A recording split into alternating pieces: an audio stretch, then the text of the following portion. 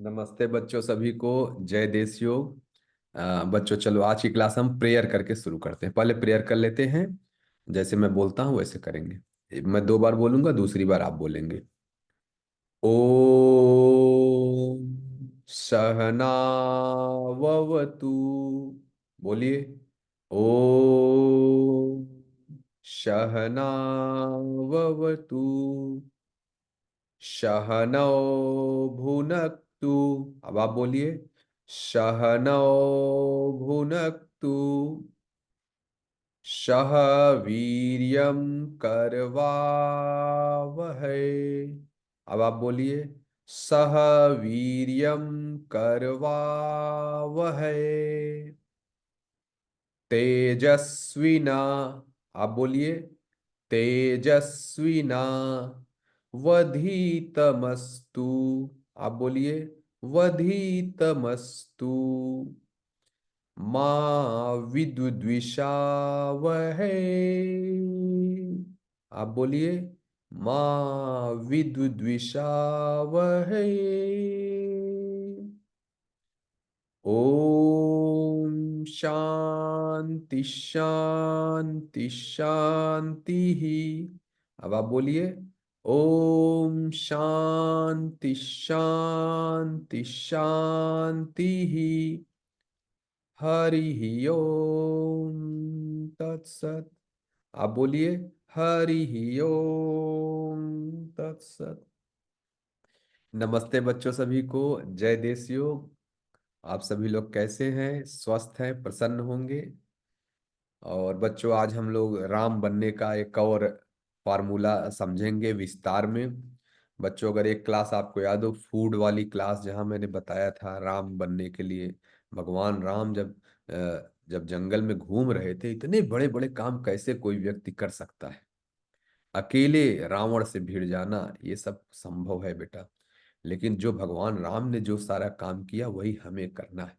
और इसीलिए हम राम बनेंगे। तो राम बनने की प्रक्रिया में देखिए, मैंने बताया कि बच्चों जो है, जो जो चाय पीते हैं हम लोग, दूध चीनी चाय पत्ती वाली चाय जो भी पिएगा वो रावण है। और वो अंग्रेजों का गुलाम भी है जो दूध चीनी चाय पत्ती की चाय पिएगा। तो अब जो दूसरी चाय है, सात्विक चाय है, आज उसको कैसे बनाते हैं, आज हम इसकी चर्चा करेंगे। ठीक है। बच्चों पहले तो आप ये जानते हो कि सात्विक चाय में न दूध पड़ता है, न चीनी पड़ता है, न चाय पत्ती पड़ता है। पड़ता ही नहीं, तो रावण बनने का कोई सवाल ही नहीं। सात्विक चाय किस किस चीज से बनता है पहले हम ये देख लेंगे। फिर कैसे बनाते हैं ये सीखेंगे बच्चों। जितने तरह के मसाले किचन में रखे हुए हैं, मम्मी के पास जाइए, बोलिए मम्मी मुझे मसाले दिखाइए। तो आप देखेंगे किचन में क्या क्या है। देखिए मैं नाम बोलता हूँ। जीरा, धनिया, सौंफ, मंगरेल, काली मिर्च, लौंग, अदरक। अदरक भी रखा, सौंठ जिसको सूखी अदरक ड्राई जिंजर बोलते हैं। उसके अलावा हल्दी, ऐसे बहुत तेज पत्ता। ठीक है, तेज पत्ता होता है। और ऐसा हो सकता है मैं बहुत सारी चीजों के नाम नहीं बोल पा रहा हूँ बेटा। जो भी किचन में होता है ये सारे मसाले वाली सारी चीजें, सबकी चाय बनती है। तो पहले तो किचन में आप देखें, किचन में कम से कम 10-20 तरह की चाय उपलब्ध है। अच्छा, और किस किस का, जितने तरह के बच्चों आप लोग फूल जानते हैं, जो गेंदे का फूल, जैसे हम घर भगवान जी पे फूल चढ़ाते होंगे, उन सब की चाय बनती है। गेंदे के फूल की चाय। मेरे घर में क्या होता है, जब फूल भगवान को चढ़ाया जाता है ना, चढ़ाने के बाद जब फूल सूख जाता है तो हम लोग उसको फेंकते नहीं है, उसका चाय बनाते हैं। और मैं ही नहीं, देश योग परिवार से जुड़ा हर व्यक्ति ये काम करता है। तो आप भी ये काम करेंगे, जो फूल होगा उसको फेंकेंगे नहीं, उसकी चाय बनाएंगे। गेंदे के फूल की चाय, गुलाब के फूल की चाय, गुड़हल के फूल की चाय, सदाबहार के पत्तियों की चाय, मतलब सदाबहार के फूलों की चाय, पारिजात के फूल की चाय। जो फूल भगवान को चढ़ाए जाते हैं, अगर आपके घर में कोई फूल भगवान को चढ़ाने के लिए आ रहा है, उसकी चाय बनाया करो बेटा। ठीक है।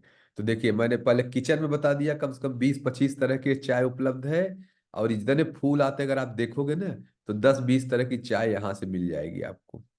और बच्चों, जितने तरह की सब्जियां वो हैं, सॉरी, जितने तरह के पत्तियां, पत्ती आपके घर के आसपास, अपने घर के आसपास देखना, तुलसी का पत्ती है, घर में धनिया आता है, सब्जी वाला धनिया, उसकी चाय, पुदीने की चाय, और किस किस का चाय बनता है, आप पालक की भी बात बना सकते हैं चाय।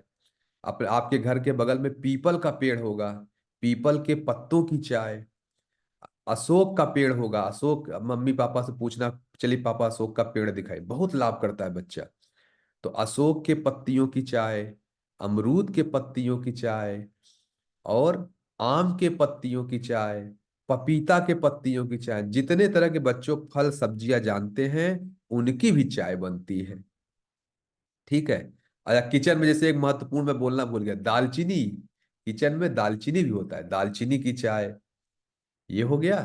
तो देखिए, हमने फूलों से सीख लिया, मसालों से सीख लिया, पत्तियों से सीख लिया, इन सब की चाय बनती है बच्चों। और अगर देश योग परिवार, बहुत सारे लोगों ने चाय बनाई है, और लगभग 70-75 तरह की चाय के वीडियोस देश योग में उपलब्ध है। आप चाय कैसे बनाते हैं, सब बनाते हुए दिखाया गया है। ठीक है, ऐसे बहुत, जितने आपके आसपास पत्ती दिख रही है, ये जो घास दिखता है ना बच्चों, जो पार्क वगैरह में आपके स्कूल में घास होगा, कुसा, कुसा जिसको बोलते हैं, उसकी भी चाय बनती है। कुसा का चाय हो गया, गिलोय का चाय हो गया, आंवला का चाय हो गया, चुकंदर का भी आप बना सकते हैं, सब्जियां जो आप सोचते हैं चुकंदर की बना सकते हैं। ऐसे बच्चों बहुत तरह की सब्जियों की चाय भी बनती है। तो पत्तों की चाय, और जो किचन में है जितने मसाले हैं उनकी चाय, और जितने तरह के फूल जानते हैं इतनी, इनकी चाय, अगर इतना ही आप करेंगे ना तो लगभग 50-60 तरह की चाय बन जाएगी। अब कैसे, एक चाय में बनाने का तरीका बताता हूँ, और आज से आप लोग यही वाला चाय बना के पियेंगे। ये सात्विक चाय है बच्चों। भगवान राम जब जंगल में थे, वनवास में घूम रहे थे, तो यही पीते थे। जब ठंड लगती है तो क्या करेंगे, ठंड लगती है तो गर्म चीज चाहिए। तो उस समय दूध, चीनी, चाय पत्ती थोड़े था, तो चाय पत्ती तो अंग्रेज लेके आए, तो अब तो अंग्रेज नहीं है, और नहीं पीना भी नहीं चाहिए, अंग्रेज होते तो भी ये चाय नहीं पीना चाहिए। तो हमें चाय कैसे बनाएंगे, मैं एक आपको उदाहरण के रूप में बताता हूँ। चलिए, जैसे मैंने तुलसी की चाय बताता हूँ, तुलसी की चाय कैसे बनाएंगे। 10-20 पत्ता, मान लीजिए घर में 4 लोग हैं, ठीक है, 4 लोग हैं, तो आप ये मानिए कि अ, एक व्यक्ति के लिए अगर 10 पत्ता लगा, तो 40 पत्तियां तुलसी की तोड़ेंगे। ठीक है बच्चों, 40 पत्तियां तोड़ेंगे, और एक व्यक्ति के लिए आधा गिलास पानी, 1 गिलास भी आप कर सकते हैं, 1 गिलास पानी। चलिए मान लिया 1 गिलास किया, या आधा गिलास ही करते हैं, 4 लोग हैं, जनरली आधा गिलास चाय पीते हैं। 4 लोग हैं तो 2 गिलास पानी हो गया। 2 गिलास पानी में वो जो 40, पानी थोड़ा सा बढ़ा के लेंगे, जैसे दो, 4 लोग हैं तो 2 गिलास पानी, तो हम क्या करेंगे, 2.5 गिलास पानी लेंगे, 3 गिलास पानी लेंगे, और उसमें वो 40 पत्तियां डालेंगे, और डाल के धीमी आंच में देर तक पकाएंगे। आंच हमेशा धीमी रहनी चाहिए, धीमी आंच पे देर तक पकाएंगे।